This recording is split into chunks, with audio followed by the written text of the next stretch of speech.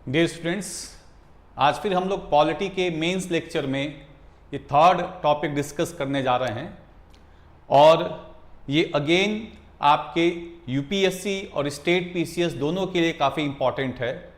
Topic है आपका लोकपाल। इसको आप देखने के साथ साथ एक पेन और नोटबुक ले लीजिए, जो इम्पॉर्टेंट पॉइंट है उनको नोट डाउन करते चलिएगा। तो चलिए डिस्कस करते हैं। ये टॉपिक आपके प्रीलिम्स में भी आ सकता है, मेंस में भी आ सकता है। कुछ इस बेसिस पे हम लोग मल्टीपल चॉइस क्वेश्चंस भी देखेंगे और मेंस के भी कुछ क्वेश्चन सॉल्व करेंगे। तो इस टॉपिक को डिस्कस करते हैं, लोकपाल के बारे में हम लोग समझने का प्रयास करते हैं। देखिए, विश्व में बड़े सारे देशों में ओम्बुड्समान सिस्टम आपका बनाया गया। ओम्बुड्समान एक शब्द है जो स्वीडन के सिस्टम से लिया गया। स्वीडन में जो प्रशासनिक अधिकारी या जो कार्यपालिका के अधिकारी होते हैं, उनके खिलाफ जांच पड़ताल करने के लिए, नागरिकों के शिकायतों को दर्ज करने के लिए वहां पे ओम्बुड्समान सिस्टम बनाया गया। उसी की तरह एक और व्यवस्था आपके बनाई गई रसिया में, चाइना में, जिसको प्रोक्यूरेटर सिस्टम आपका बोला जाता है। और इसी तरह से एक व्यवस्था आपके बनाई गई यूनाइटेड किंगडम में, जो संसदीय आयुक्त के रूप में आपका काम किया, पार्लियामेंट्री कमिश्नर के रूप में। उसी के बेसिस पे हमारे देश में भी अगर आप देखिएगा, ओम्बुड्समान टाइप सिस्टम हमारे देश में जो बनाया गया वो लोकपाल आपका है। लोकपाल अगर आप देखिएगा तो ये भारत में एक कहा जा सकता है कि गैर सरकारी संगठन, नॉन गवर्नमेंट ऑर्गेनाइजेशन के संघर्ष का देन है, जिसमें अन्ना हजारे और उनके सहयोगी, जिसमें आपके अरविंद केजरीवाल, कुमार विश्वास, अन्य आपके और जो नेता थे, योगेंद्र यादव जैसे लोग, इन्होंने भारत में एक आंदोलन किया। उस आंदोलन के अंतर्गत आपके सरकार इस अधिनियम को पारित करने के लिए मजबूर हुई, जिसका नाम है लोकपाल और लोकायुक्त एक्ट 2013। तो लोकपाल लोकायुक्त अधिनियम 2013 के अंतर्गत केंद्र के स्तर पे एक संस्था बनाया गया जिसका नाम है लोकपाल। राज्यों के स्तर पे एक संस्था बनाया गया जिसको हम लोग लोकायुक्त के नाम से जानते हैं। अभी जो संस्था आपके बनाई गई है, ये बनाया तो गया 2013 में, अधिनियम के रूप में पारित किया गया, लेकिन पहली बार ये हमारे देश में काम करना शुरू की 2019 में। लगभग आपके 6 साल बीत गए, तब जाके इस संस्था को मूर्त रूप हमारे देश में दिया गया 2019 में।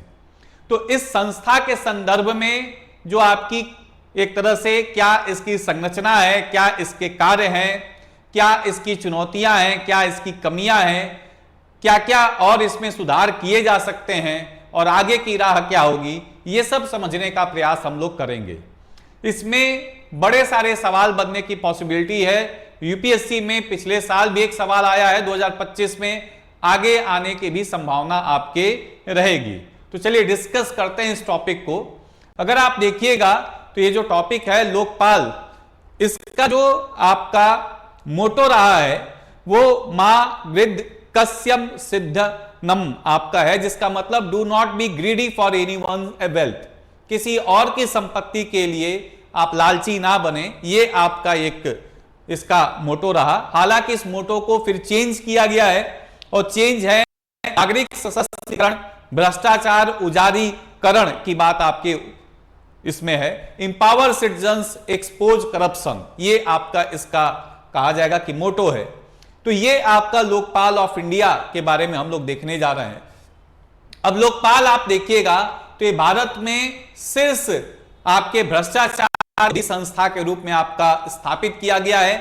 और कुछ संस्थाएं जो हमारे देश में काम करती हैं, जैसे सेंट्रल ब्यूरो ऑफ इन्वेस्टिगेशन, केंद्रीय अन्वेषण ब्यूरो, केंद्रीय सतर्कता आयोग, सेंट्रल विजिलेंस कमीशन, और इन सबों के ऊपर आपका सुप्रीम कोर्ट, हाई कोर्ट और सुप्रीम कोर्ट कोर्ट्स तो है ही, जो आपके प्रशासनिक अधिकारियों के विरुद्ध में कोई भ्रष्टाचार का अगर लांछन है तो उसकी जांच पड़ताल करेंगे।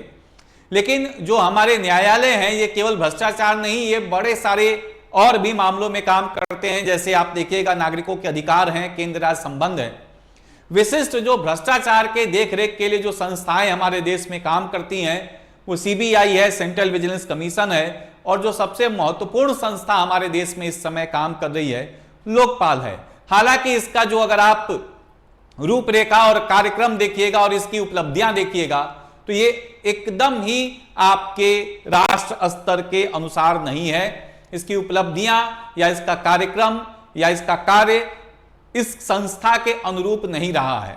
किसी भी मानदंड से संस्था अपने स्थापना को सिद्ध नहीं कर पा रही है। बड़ी सारी कमियां इस संस्था में आपको देखने को मिलेगा, तो उसको अभी देखा जाएगा।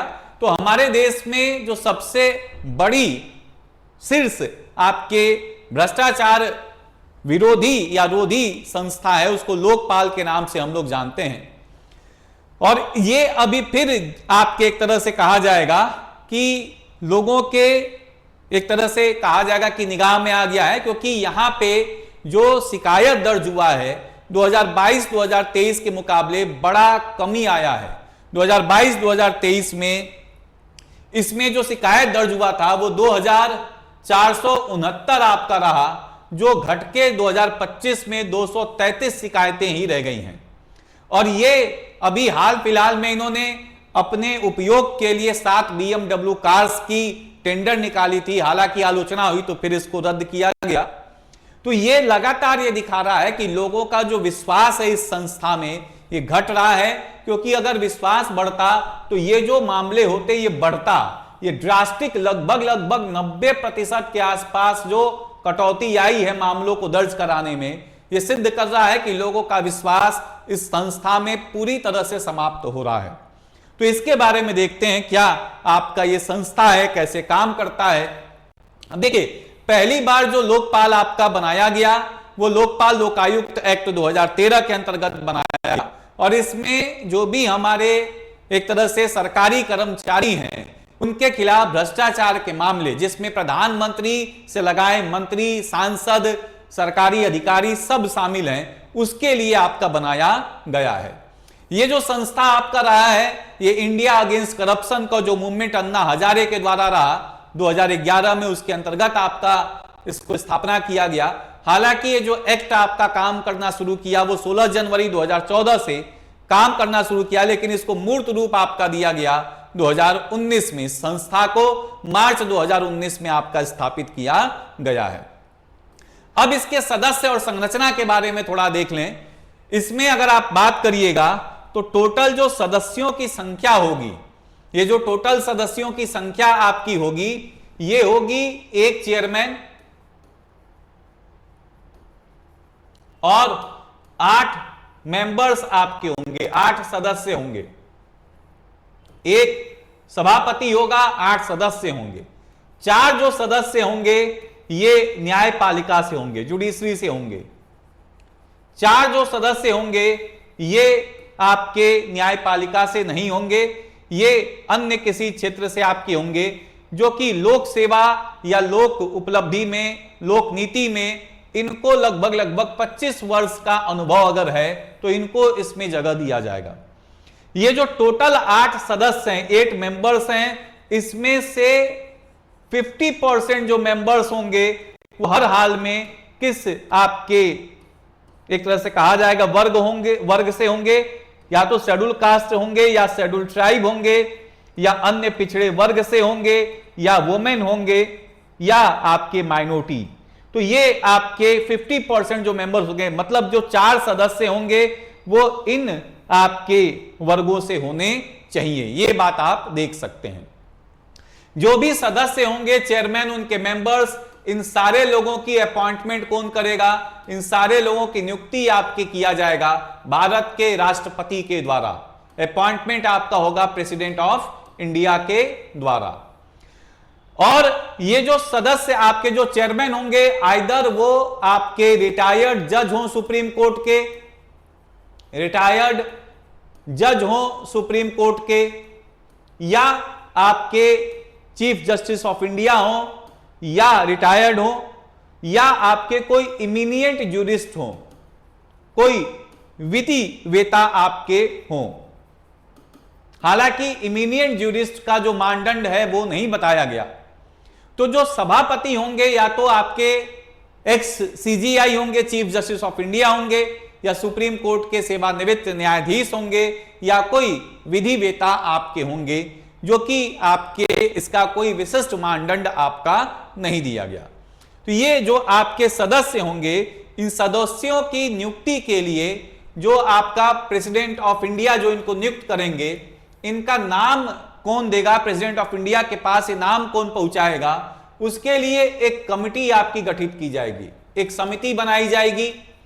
समिति के अध्यक्ष रहेंगे प्राइम मिनिस्टर और इसमें चीफ जस्टिस ऑफ इंडिया होंगे और आपके लीडर ऑफ अपोजिशन होंगे और स्पीकर होंगे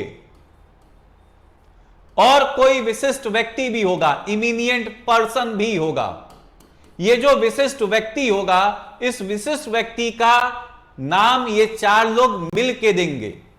तो जो प्रेसिडेंट ऑफ इंडिया को लोकपाल में जाने के लिए नाम प्रस्तुत किया जाएगा, जो 8 सदस्यों का नाम प्रस्तुत किया जाएगा या जो चेयरमैन का नाम आपका प्रस्तुत किया जाएगा, इन नामों को प्रस्तुत करने के लिए एक कमिटी होगी। उस कमिटी के हेड होंगे प्राइम मिनिस्टर और उसमें 4 अन्य सदस्य होंगे। टोटल 5 सदस्य होंगे, एक प्रधानमंत्री, एक भारत के मुख्य न्यायाधीश या उनके द्वारा नामित कोई न्यायाधीश, विपक्ष का नेता, लोकसभा के अध्यक्ष और 5वां कोई विशिष्ट व्यक्ति। ये जो विशिष्ट व्यक्ति होगा वो इन चारों लोगों के द्वारा चुना जाएगा। ये आपके सर्वसम्मति से इसका नाम आपका प्रस्तुत करेंगे। ये 5 लोग मिलके नाम चयन करेंगे कि कौन सदस्य होगा या चेयरमैन आपका कौन होगा आपके लोकपाल का, और ये नाम आपका फिर भारत के राष्ट्रपति को भेजा जाएगा, फिर वो नियुक्ति करेंगे। तो ये इसकी संरचना है जो आप देख सकते हैं लोकपाल की। चेयरमैन आपका है फॉर्मर सुप्रीम कोर्ट जज जो आपके रहे हैं एएम खानविलकर, इस समय के आपके चेयरमैन हैं। अगर आप बात करेगा न्यायमूर्ति एएम खानविलकर आपके हैं।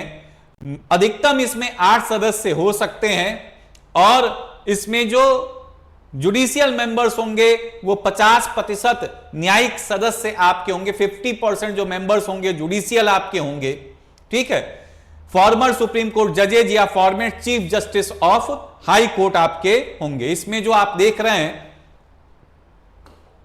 जो 4 आपके सदस्य होंगे, इन 4 सदस्यों में आपके सुप्रीम कोर्ट के न्यायाधीश हो सकते हैं या chief justice of high court हो सकते हैं, retired chief justice of high court आपके हो सकते हैं। यह बात आपको देखना है। अब यहां पे जो आप बात देख रहे हैं वो नॉन जुडिशियल मेंबर्स होंगे, वो 50% होंगे और वो सारे लोग होंगे जिनको 25 वर्ष का अनुभव होगा गैर आपके कहा जाएगा भ्रष्टाचार नीति में, लोक प्रशासन में, विधि में, वित्त में, इसमें अगर अनुभव है तो। इसमें रिजर्वेशन का आरक्षण का भी प्रबंध किया गया है। 50% जो सदस्य होंगे अनुसूचित जाति, अनुसूचित जनजाति, अन्य पिछड़े वर्ग, अल्पसंख्यक या महिला से आपके होने चाहिए। अब ये जो सदस्य नियुक्त होते हैं ये आप देख रहे हैं प्रेसिडेंट ऑफ इंडिया के द्वारा नियुक्त होंगे।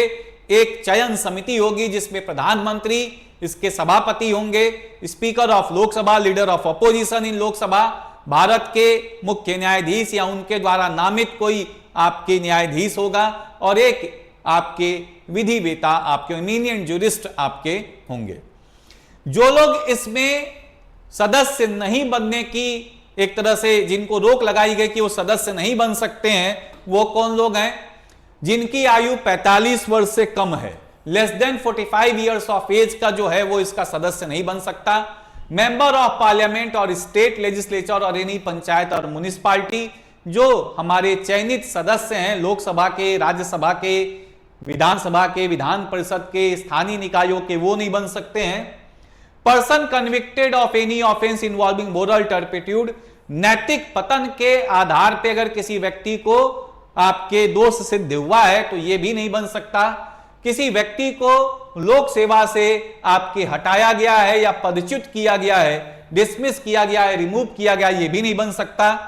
Person holding any office of trust और प्रॉफिट और to be affiliated with any political party, कोई ऐसा व्यक्ति जो किसी लाभ के पद पे है या विश्वास के पद पे है या कोई राजनीतिक दल से संबंधित आपका है, यह भी इसका सदस्य नहीं बन सकता। तो ये महत्वपूर्ण बातें हैं जो प्रीलिम्स में आपके सवाल बन सकती हैं। 45 वर्ष से कम आयु का व्यक्ति नहीं बन सकता। नैतिक पतन के आधार पर अगर आपका एक तरह से दोष सिद्धि हुआ है। सांसद हैं, राज्य विधायिका के सदस्य हैं, स्थानीय निकायों के सदस्य हैं, या आपको सरकारी सेवा से पदच्युत किया गया है या हटाया गया है, रिमूव किया गया, डिसमिस किया गया है, या आप किसी विश्वास के पद पे हैं, लाभ के पद पे हैं, या किसी राजनीतिक दल से आप जुड़े हुए हैं, तो भी आप सदस्य नहीं बन सकते। ये सारी बातें आपकी हैं। अब ये आप देख रहे हैं कि जो आपके लोगों का चयन होगा, इसमें जो 8 सदस्य होंगे और आपके एक सभापति होंगे, उसके चयन समिति कौन होगा? Prime minister, leader of opposition, speaker of Lok Sabha, CGI, 1 jurist nominated by all these 4 people. तो ये बात आप देख रहे हैं। अब यहां पे जो बात आप देख रहे हैं वो क्या आपका है, ये कब तक अपने पद पे बने रहते हैं? कुछ और बातें इसमें देखिए। ये नियुक्ति के बाद 5 वर्ष तक अपने पद पे बने रह सकते हैं, या 70 वर्ष की आयु तक अपने पद पे बने रह सकते हैं, जो भी आपका जल्दी हो। तो they will hold office for 5 years और till they attain the age of 70 years। इनकी जो वेतन होगी, जो भत्ते होंगे, जो अन्य सेवा शर्तें होंगे, अगर आप सभापति की बात करिएगा तो भारत के मुख्य न्यायाधीश के बराबर होगी, और सदस्यों की बात करिएगा तो सदस्यों की जो सेवा शर्तें, वेतन, भत्ते होंगी, वो उच्चतम न्यायालय के न्यायाधीश के समान आपके होगी। तो इनको सुप्रीम कोर्ट के लगभग समतुल्य इनको वेतन भत्ते दिए जा रहे हैं। जैसे चीफ जस्टिस ऑफ इंडिया को दिया जाता है वो इनके चेयरमैन को मिलेगा, जैसे अन्य जजेस को मिलता है वो इनके सदस्यों को मिलेगा। अब इनके क्या फंक्शंस हैं, क्या इनकी शक्तियां हैं, ये अगर आप देखिएगा तो इनकी एक जांच आपके कहा जाएगा कि जांच करने का एक इनके पास शक्ति है, और इन्वेस्टिगेशन, अन्वेषण करने की एक शक्ति है। एक अन्वेषण विंग है जो आप कहिएगा, इन्वेस्टिगेशन विंग है, एक इंक्वायरी विंग है, और इंक्वायरी विंग, इन्वेस्टिगेशन विंग दोनों मिलकर काम करते हैं। इन्वेस्टिगेशन विंग तो अभी स्थापित किया गया है 2025 में।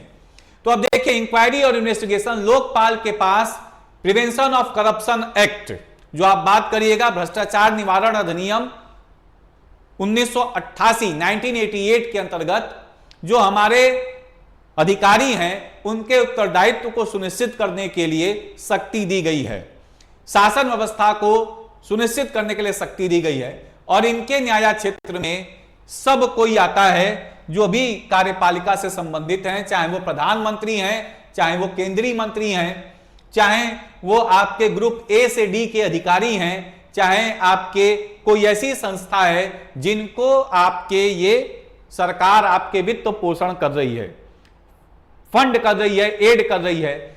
ये भी आप बात देख सकते हैं कि ये भारत के अंतर्गत जांच पड़ताल कर सकते हैं और भारत के बाहर भी जांच पड़ताल कर सकते हैं। बड़ा महत्वपूर्ण बात है, बियॉन्ड इंडिया भी इनके पास पावर है कि अगर कोई भ्रष्टाचार का मामला भारत के बाहर आ रहा है और उसमें भारतीय अधिकारी संबंधित हैं तो उनकी भी जांच पड़ताल ये कर सकते हैं। तो ये बात आप देख रहे हैं, इनके न्याय क्षेत्र उन सारे कार्यपालिका पे लागू होगा जो कि आपके देश के अंतर्गत काम कर रहे हैं। ये बात आप देख रहे हैं। फिर अगला बात आप इसमें देख सकते हैं, इनके पास सुपरवाइजरी रोल भी है, निरीक्षणीय भूमिका भी है, जिसमें सीबीआई के जो भी मामले ये सुपुर्द करते हैं सीबीआई को जांच करने के लिए, उस पर निरीक्षण कर सकते हैं, उनके बारे में जानकारी ले सकते हैं, उनको दिशा निर्देश दे सकते हैं और उनके ऊपर नजर भी रख सकते हैं। ये बात आप देख रहे हैं। साथ ही साथ में प्रोसिक्यूशन पावर है, इनके पास ये शक्ति है कि किसी की संपत्ति को ये क्या कर सकते हैं, अपने साथ जोड़ सकते हैं। साथ ही साथ में आप ये भी रिकमेंड कर सकते हैं कि जो अधिकारी हैं उनके सस्पेंड कर दिया जाए, उसका स्थानांतरण कर दिया जाए, उनकी जो टेंजिबल प्रॉपर्टी है उनको एक्वायर कर लिया जाए। तो ये सब भी अधिकार इनके पास है। जो आप देखिएगा, अभियोगों को अनुमति दे सकते हैं कि संपत्ति अटैचमेंट का आदेश दे सकता है, स्थगन या स्थानांतरण की सिफारिश कर सकता है, भ्रष्टाचार के विरुद्ध ठोस दंडात्मक कार्रवाई सुनिश्चित कर सकता है। इनके पास अर्ध न्यायिक प्राधिकार भी है, जिसके अंदर इनके पास सिविल कोर्ट की पावर है, जिसके अंदर ये क्या कर सकते हैं, सम्मन कर सकते हैं विटनेस को, उनसे डॉक्यूमेंट मांग सकते हैं, उनको ऑर्डर इशू कर सकते हैं। तो ये सब बातें आप देखेंगे, दस्तावेजों की मांग की जा सकती है, गवाहों को बुलाया जा सकता है, आदेश जारी किया जा सकता है, भ्रष्टाचार निरोधी अधिदेश जारी किया जा सकता है। तो ये सारे काम आपके किए जा सकते हैं। अब ये तो इनकी शक्तियां हैं, अब इनके हम सक्सेस के बारे में देखेंगे कि क्या ये सफल हो पाए हैं अभी तक कि नहीं हो पाए हैं। ये मुख्य मुद्दा है जो कि आपको एनालाइज करना है, मेंस पे इस पे सवाल बनने की पॉसिबिलिटी रहेगी। तो अगर आप देखिएगा कंप्लायंट रिकॉर्ड, यहां पे अगर आप देखिएगा तो जब से ये बनाए गए हैं तब से ये लगभग 6,955 शिकायतें इनको दर्ज की गई हैं। हालांकि उसमें केवल 289 के लिए ही प्रारंभिक जांच हुआ है और ये स्पष्ट रूप से बता रहा है कि ये बहुत ज्यादा कार्यकुशल नहीं है अपने काम में। स्पष्ट रूप से बताया जा रहा है कि ये प्रतिक्रियात्मक अक्षमता को दर्शाता है, under utilization and procedural inefficiency आपका दर्शा रहा है।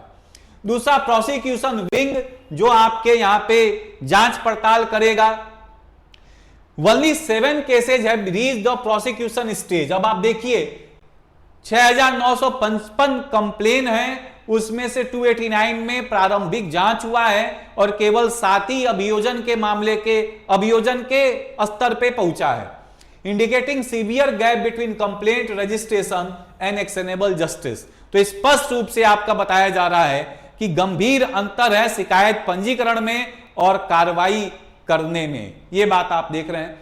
इंस्टीट्यूशनल ग्रोथ भी अगर आप देखिएगा तो 2013 में लोकपाल एक्ट आया, 2019 में इसको स्थापित किया गया लगभग 6 साल बाद, और 2025 में इसका प्रोसिक्यूशन विंग बनाया जा रहा है। फिर 6 साल बाद इसमें अभियोजन की एक जो इकाई है उसको जोड़ा जा रहा है। यह फिर दिखा रहा है कि इसमें कोई राजनीतिक मंशा ही नहीं है या इस संस्था की कोई क्षमता ही नहीं है कोई कार्य करने की। तो यहां पे देखिएगा, creation of a prosecution wing in 2005 finally operationalised a crucial arm for independent legal action making an overdue but vital reform. तो ये बड़े लंबे समय तक ये काम बचा हुआ था, उसको भी बनाया गया है। हालांकि कोई बहुत महत्वपूर्ण इसमें अभी कदम नहीं उठाया गया। ट्रांसपेरेंसी डेफिसिट है, अपने एनुअल रिपोर्ट्स को भी ये पब्लिश करने से रुक गए हैं। Non-publication of annual reports since 2021-22 reveals weak accountability and institutional inertia in maintaining public trust।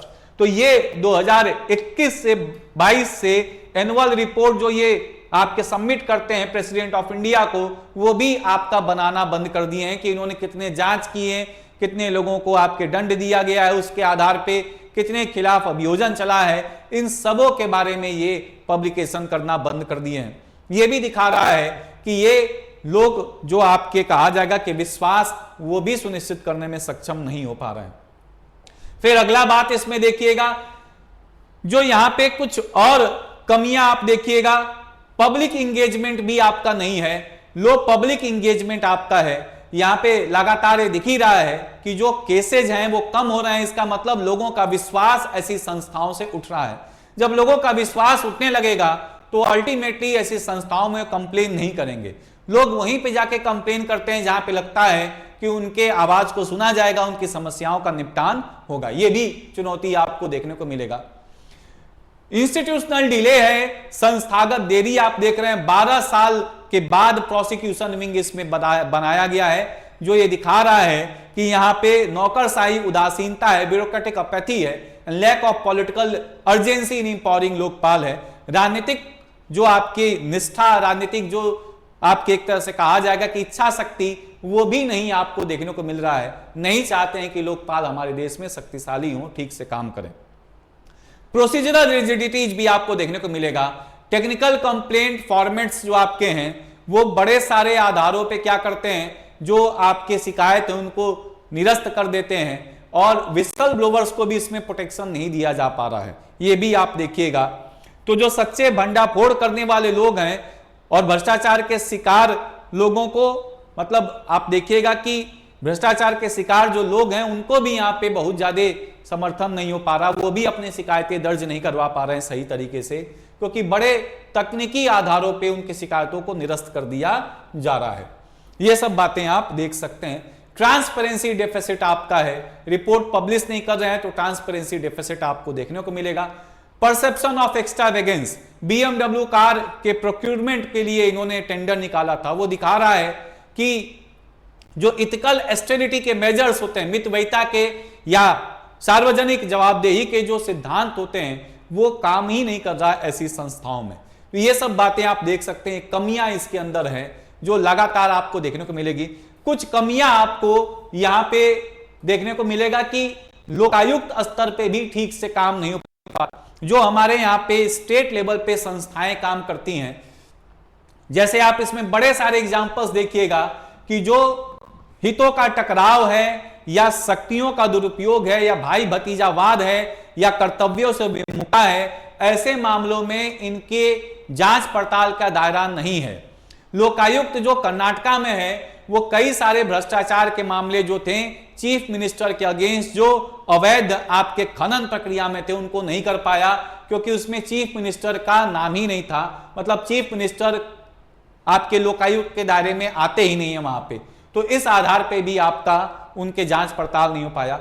Himachal Pradesh में आपके लोकायुक्त को इस बात पे हटा दिया गया कि वो एक IAS अधिकारी के खिलाफ आपके जांच पड़ताल करवा दिया और वो आपके मुख्यमंत्री के बड़े करीबी आपके थे। ये भी बात आप देख सकते हैं।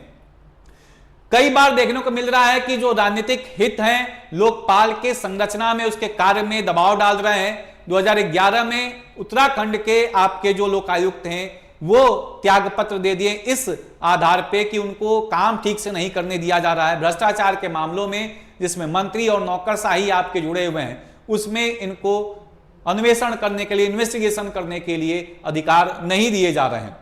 तो बड़े सारे मामले आपको देखने को मिल रहे हैं राज्य स्तर पे, जिसमें आप देखेगा कि पॉलिटिसाइजेशन ऑफ लोकायुक्त हो रखा है। लोकायुक्त के शक्तियों को कमतर करने का प्रयास किया जा रहा है, उनसे बड़े संस्थाओं को एक्सक्लूड करने का प्रयास किया जा रहा है।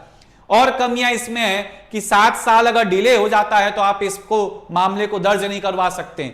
इसमें जो विसल बोवर्स हैं, उनके अधिकारों को भी संरक्षण करने की शक्ति पूर्ण रूप से नहीं देखने को मिल रही है। कई बार खुलासा हो जाता है कि कौन विसल बोवर है और फिर उसके आपके जीवन की चुनौती बन जाती है। तो ये भी समस्याएं आपको देखने को मिलेंगी। एक कुछ और पॉइंट आपको देखना है जो कि आपके एक प्रधानमंत्री से संबंधित महत्वपूर्ण बात है। प्रधानमंत्री से संबंधित यह है कि प्रधानमंत्री के खिलाफ जांच पड़ताल किया जा सकता है लोकायुक्त के द्वारा, लेकिन कुछ मामलों में अगर आप देखिएगा कि वो लोक आयुक्त में अपवाद बनाया गया है। मतलब लोकपाल के द्वारा प्रधानमंत्री के खिलाफ जांच किया जा सकता है, लेकिन कुछ मामलों में इसमें अपवाद बनाया गया है। वो अपवाद क्या है, वो बात आपको देखना है। लोकपाल प्रधानमंत्री के खिलाफ जांच नहीं कर सकते हैं किन मामलों में, अगर वो मामले किससे संबंधित हैं, अंतरराष्ट्रीय संबंध से, और किससे संबंधित हैं, आंतरिक और बाहरी सुरक्षा से संबंधित हैं, लोक व्यवस्था से संबंधित हैं, और एटॉमिक एनर्जी से, एटॉमिक ऊर्जा से संबंधित हैं, और आपके अंतरिक्ष से संबंधित आपका है। जो परमाणु ऊर्जा और अंतरिक्ष से संबंधित मामले हैं, आंतरिक और बाहरी सुरक्षा से संबंधित मामले हैं, लोक व्यवस्था से संबंधित मामले हैं, अंतरराष्ट्रीय संबंधों से संबंधित मामले हैं, इसमें लोकपाल प्रधानमंत्री के खिलाफ जांच पड़ताल नहीं कर सकता। और इसमें क्या बात देख सकते हैं, प्रधानमंत्री के खिलाफ तभी जांच पड़ताल किया जा सकता है जब लोकपाल का पूरा बेंच इस बात को संज्ञान में ले और 2/3 बहुमत से जब ये आपके सदस्य अप्रूव करेंगे तभी जांच पड़ताल किया जा सकता है, अन्यथा जांच पड़ताल नहीं किया जा सकता। इसका मतलब चेयरपर्सन और मेंबर्स को लेकर टोटल 9 हैं, 2/3 मतलब जब तक 6 मेंबर्स इसको सहमति नहीं देंगे, आप प्रधानमंत्री के खिलाफ कोई जांच पड़ताल नहीं कर सकते लोकपाल में। और लिमिटेशंस हैं, क्योंकि आपके सारे मामले एक दूसरे से जुड़े होते हैं, तो प्रधानमंत्री का कोई ऐसा निर्णय जो हमारे आंतरिक सुरक्षा से ना हो, बाहरी सुरक्षा से ना हो, लोक व्यवस्था से ना हो, अंतरराष्ट्रीय संबंध से ना हो, ऊर्जा से ना हो, नाभिकीय ऊर्जा से ना हो, अंतरिक्ष से ना हो, बड़ा मुश्किल है कि इसके बियॉन्ड भी कोई आपके निर्णय लिया जाए प्रधानमंत्री के द्वारा। तो एक तरह से प्रधानमंत्री के खिलाफ लोकपाल का जांच पड़ताल करना संभव नहीं है, और करने की संभावना अगर बनती भी है तो प्रक्रिया बहुत कठिन आपके बनाई गई है। ये बात आप देख रहे हैं। अब जो आपके यहां पे सुधार किया जा सकता है वो आप देख लीजिए, आगे का राह, आगे क्या और इसमें सुधार करना चाहिए, वो सब कुछ पॉइंट देखा जाए।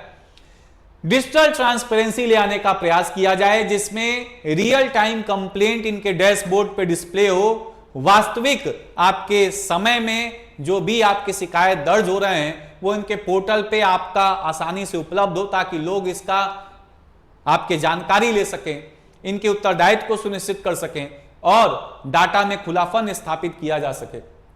एथिकल प्रूडेंस, आपके देखिएगा कि ऐसी संस्थाओं को भारत में एक मानदंड स्थापित करना है, एक तरह से आपके एक्स्ट्रावेगेंजा को कम करने के, institutional adopt frugal institutional conduct. आप BMW जैसे कार खरीदिएगा चलने के लिए, दिल्ली में क्या जरूरत है आपको BMW जैसे कार में, इनका स्थापना भी हुआ तो 5 स्टार होटल के आपके अंदर इनके ऑफिस को बनाया गया।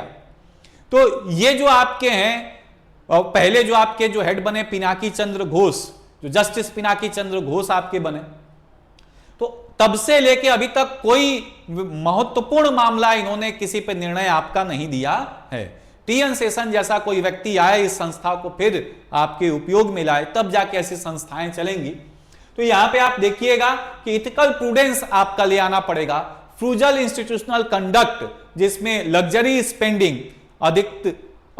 अत्यधिक खर्च से बचने का प्रयास किया जाए, लोगों का विश्वास आपके लिए आने का प्रयास किया जाए, नैतिक और आप कह सकते हैं कि आचरणीय प्राधिकार में सार्वजनिक विश्वास को पुनः स्थापित करने का प्रयास किया जाए, संस्था को मजबूत किया जाए। इतने लंबे समय के बाद आपने एक तरह से प्रोसिक्यूशन विंग बनाया है, तो ये संस्थाएं बड़ी जल्दी स्थापित हो जानी चाहिए थी।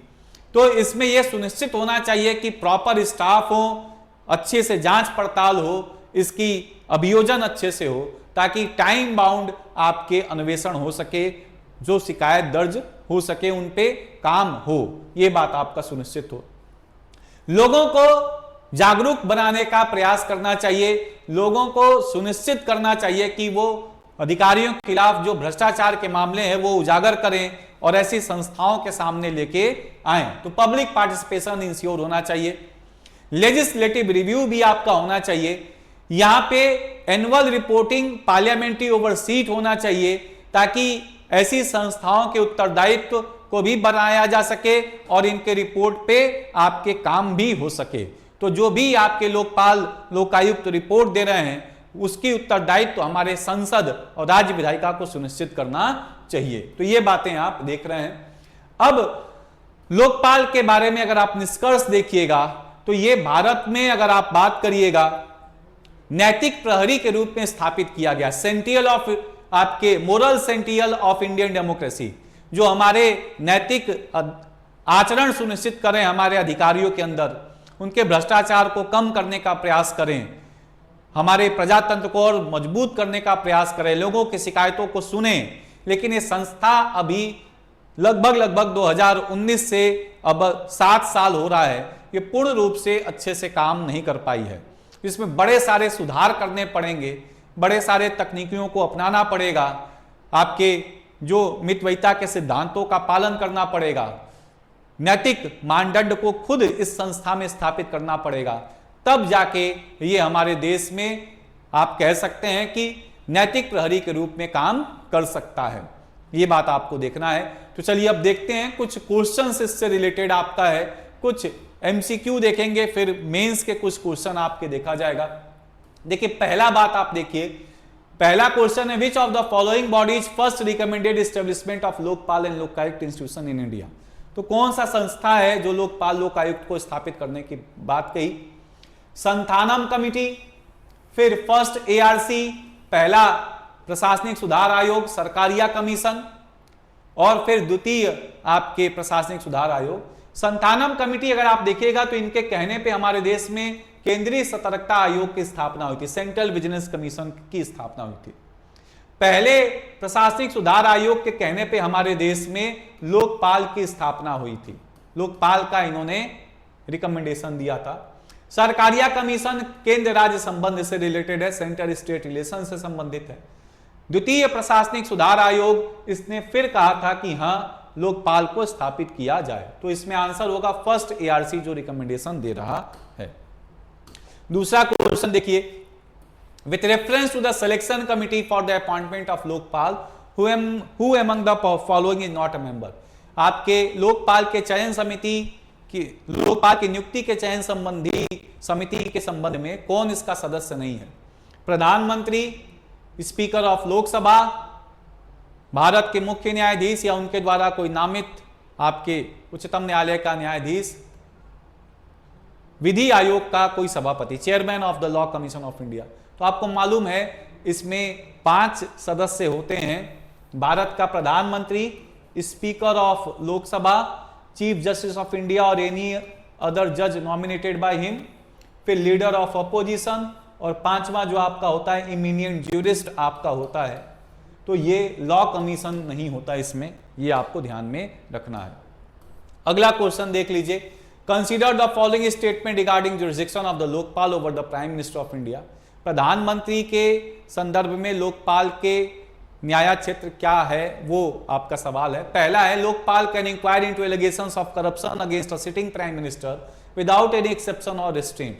लोकपाल भारत के जो आपके प्रधानमंत्री हैं उनके खिलाफ जांच पड़ताल कर सकता है बिना किसी अपवाद या बिना किसी आपकी सीमाओं के अंतर्गत रहते हुए। दूसरा, full bench of Lokpal must consider the complaint against the prime minister and the decision to launch an inquiry requires a 2/3 majority.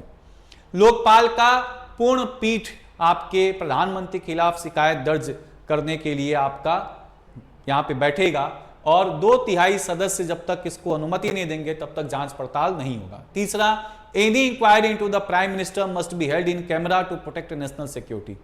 प्रधानमंत्री के खिलाफ कोई भी जांच आपके राष्ट्रीय सुरक्षा को ध्यान में रखते हुए इन कैमरा प्रोसीडिंग के अंदर होना चाहिए। अब देखिए इसमें जो स्टेटमेंट है, पहला स्टेटमेंट आपका गलत है। प्रधानमंत्री के खिलाफ आपकी जांच पड़ताल हो सकता है भ्रष्टाचार के संबंध में, लेकिन कुछ अपवाद हैं। इंटरनेशनल रिलेशन के मामले में नहीं हो सकता, एटॉमिक एनर्जी के मामले में नहीं हो सकता, स्पेस के मामले में नहीं हो सकता, इंटरनल सिक्योरिटी एक्सटर्नल सिक्योरिटी के मामले में नहीं हो सकता। और फिर अगर आप देखिएगा जो मेजर आपका एक और पॉइंट यहां पे आपका है, और वो क्या है, space, internal security, external security, public order के आधार पे नहीं हो सकता। तो इन सारे मामलों में आपका जांच पड़ताल नहीं हो सकता। फिर आप देखिएगा दूसरा point, full bench of the Lokpal must consider, हाँ पूर्ण पीठ आपके लोकपाल के बैठेगी तभी प्रधानमंत्री के खिलाफ जांच तय हो सकता है, और ये 2/3 बहुमत से पारित होना चाहिए। फिर प्रधानमंत्री के खिलाफ जो भी जांच पड़ताल होगा वो पब्लिक प्रोसीडिंग नहीं है, इन कैमरा प्रोसीडिंग होगा, ताकि भारत की सुरक्षा को ध्यान में रखा जाए। तो दूसरा और तीसरा सही है, ये बात आप देख सकते हैं। चलिए अगला पॉइंट आप देखिए, with reference to the Lokayukta at the state level in India consider the following statement. ARC recommended the setup of Lokayukta alongside Lokpal. Bharat का प्रथम प्रशासनिक सुधार आयोग ने लोकपाल के साथ लोकायुक्त की स्थापना की, आपकी सिफारिश की। दूसरा, Orissa was the first state India to pass Lokayukta act and operationalise the office. Orissa पहला राज्य बना जिसने लोकायुक्त अधिनियम को पारित किया और इस संस्था को स्थापित किया। तीसरा, there is complete uniformity across all states regarding power structure, composition and jurisdiction of the Lokayukta. Lokayukta के संदर्भ में पूरे भारत के सारे राज्यों में एक मत है उनकी शक्तियों को लेके, उनके ढांचे को लेके, उनकी संरचना को लेके, उनके न्याय क्षेत्र को लेके। तो अगर आप देखिएगा तो ये भी एक आलोचना ही है। हमारे यहाँ पे राज्यों में लोक आयुक्त को लेके कोई संरचना का एक मत नहीं है, कोई आपके ढांचे का एक मत नहीं है, शक्तियों का एक मत नहीं है, उनके न्याय क्षेत्र का कोई एक मत नहीं है। ये भी आलोचना का पार्ट है। ये स्टेटमेंट गलत है। उड़ीसा नहीं था, पहला महाराष्ट्र राज्य था। एडमिनिस्ट्रेटिव रिफॉर्म कमीशन ने रिकमेंडेशन दिया था, पहला स्टेटमेंट सही है। चलिए अब एक मेंस का क्वेश्चन देखते हैं हम लोग, क्या आपके सवाल बन सकता है। National Lokpal, however strong it may be, cannot resolve the problems of immortality in public affairs discuss। अब ये आपके 2013 में सवाल बना था जीएस पेपर 2 का, दोबारा ऐसे सवाल बन सकते हैं। अब देखिए ये तो 2013 में ये एक्ट पास ही किया गया था, तुरंत ये सवाल आ गया, करंट अफेयर्स का भी पार्ट था। अब इस समय ये सवाल क्यों बन सकते हैं, क्योंकि लगभग आपके 14 साल के आसपास हो रहा है इस एक्ट को पास होने के साथ, 13-14 साल, और ये संस्था अभी भी पूर्ण रूप से काम नहीं कर पा रहा। 2025 में अभियोजन आपके इसमें निकाय बनाया है, प्रोसिक्यूशन विंग बनाया है।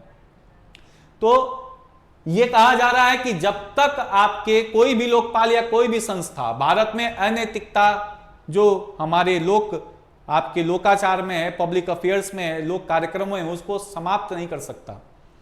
तो ये तो बात है ही, क्योंकि जो हमारा एक तरह से कहा जाएगा कि आपके करप्शन है, ये करप्शन इंस्टीट्यूशनलाइज हो गया है, संस्थागत रूप ले लिया है। ये करप्शन सिस्टमेटिक हो गया है और सिस्टमिक हो गया है, ये व्यवस्थागत हो गया है और पूरे भारत के संस्थाओं में स्थापित हो गया है। तो जैसे कहा जाएगा सिस्टमिक का मतलब ये संस्था का अभिन्न अंग बन गया है, और सिस्टमेटिक का मतलब व्यवस्थित रूप से ये काम करना शुरू कर दिया है, और इंस्टीट्यूशनलाइजेशन का मतलब सारी संस्थाओं में आपको ये देखने को मिलेगा। प्लस करप्शन का जो एक तरह से क्षेत्र आप देखिएगा, इसका सोशल एक्सेप्टेंस भी है। हमारे यहां पे समाज भी इसको सम्मान दे रहा है। समाज को यह मतलब नहीं कि आप अमीर कैसे हुए, बस अमीर हैं, प्रक्रिया से उनको मतलब नहीं, आप किसी भी रास्ते से अमीर बन रहे हैं। तो corruption has become part and parcel of the society, ये भी आपका एक चुनौती है। दूसरा, नैतिक पतन हमारे देश में है, इथिकल डिग्रेडेशन आपको देखने को मिलेगा अक्रॉस द सोसाइटी, नैतिक पतन आपको देखने को मिल रहा है। पॉलिटिसाइजेशन ऑफ ब्यूरोक्रेसी है, ब्यूरोक्रेटाइजेशन ऑफ पॉलिटिक्स है, नौकरशाही का राजनीतिकरण है और राजनीतिकरण का नौकरशाहीकरण है। फिर क्रिमिनलाइजेशन ऑफ पॉलिटिक्स है, पॉलिटिसाइजेशन ऑफ क्रिमिनल्स है, राजनीति का अपराधीकरण और अपराधियों का राजनीतिकरण। तो नेक्सस बन चुका है पूरी तरह से। वोहरा कमिटी आपका बोला कि criminal, politician, bureaucracy, businessman nexus बन चुका है, क्रिमिनल नेक्सस बन चुका है। तो पॉलिटिशियन, ब्यूरोक्रेट्स, बिजनेसमैन और क्रिमिनल नेक्सस सब संगठन बन चुके हैं, सिंडिकेट के रूप में काम कर रहे हैं।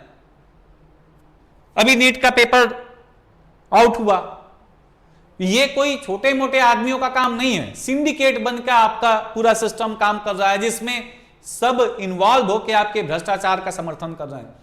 तो अकेले कोई संस्था चाहे कि इसको समाप्त कर दे, वो संभव नहीं है। और जब संस्था में ही कमी है तो वो कैसे समाप्त करेगा? अभी तो हम लोकपाल में ही इतनी कमियां देख रहे हैं कि प्रोसिक्यूशन विंग अब स्थापित कर रहे हैं और फिजूल खर्ची आपके किए जा रहे हैं, और अभी तक जो मामले हैं वो दर्ज हो रहे हैं, लेकिन उस पर कोई अभियोजन ही नहीं चल रहा, लोगों का विश्वास समाप्त हो रहा है। तो जब संस्था खुद ही कमजोर है तो वो कैसे भ्रष्टाचार को समाप्त करेगी? पहले तो संस्था ही मजबूत हो, फिर भ्रष्टाचार का वो निवारण कर पाएगा। तो ये सारी समस्याएं आपकी हैं, जिसके चलते कोई भी संस्था हमारे देश में तब तक भ्रष्टाचार को नहीं समाप्त कर पाएगा जब तक हम सामाजिक एक तरह से यहां पे अपने नैतिकता को महत्वपूर्ण मजबूत ना बनाएं, सामाजिक नैतिकता को आपके स्थापित ना करें, जिसमें लोग भ्रष्टाचार के विरोध में आंदोलन करें, भ्रष्टाचार किसी भी तरह से कोई करे उसका सामाजिक बहिष्कार हो, नैतिक जो पतन हुआ है उसको और खत्म किया जाए, नैतिक सुदृढ़ बनाने का प्रयास किया जाए, जो नौकरशाही का राजनीतिकरण है उसको समाप्त किया जाए, राजनीति का जो नौकरशाहीकरण है, जहां पे नौकरशाही राजनीति के क्षेत्रों में अपनी शक्तियों का दुरुपयोग कर देते हैं, उसको समाप्त किया जाए, अपराधियों का राजनीति में प्रवेश और राजनीतिज्ञों का अपराधियों का उपयोग करना ताकि वो उनके लिए चुनाव जीतें, बाहुबल और धन बल का उपयोग करें, इन सब चीजों को रोका जाए। जो हमारे क्रिमिनल, बिजनेसमैन, पॉलिटिशियन और ब्यूरोक्रेसी का जो संगठन बना हुआ है इसको तोड़ने का प्रयास किया जाए, तब जाके कहीं हम भ्रष्टाचार को दूर कर पाएंगे, तब जाके भ्रष्टाचार समाप्त होगा। तो ये बात आपका है जो आपको देखना है। तो आज के लिए इतना ही, कल फिर हम लोग किसी महत्वपूर्ण टॉपिक के साथ मिलेंगे जो UPSC mains, state PCS mains, उसके प्रीलिम्स में भी आ सकता है। तो आज के लिए इतना ही, कल मिलते हैं आप लोगों से। Thank you.